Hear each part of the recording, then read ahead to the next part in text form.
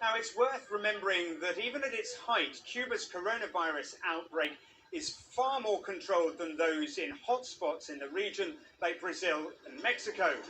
Nevertheless, the island's healthcare system is stretched to its limits, and the government is well aware that it simply can't afford a major second wave. Will Grant, BBC News, Havana. This week marks the 75th anniversary of the formal end of the Second World War, and some BBC colleagues have been telling the stories of their family's role in the war effort. Margaret Michelle Hussein looks at the part played by her grandfather and the Indian Army.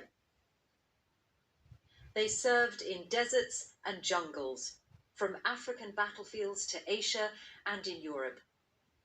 And without what was then the British Indian Army, the war might not have been won.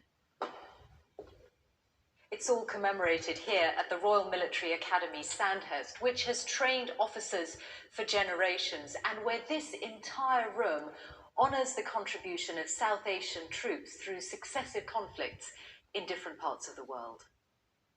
My grandfather, Sayyid Shahid Hamid, was at university in northern India when he found out he'd won a place at Sandhurst.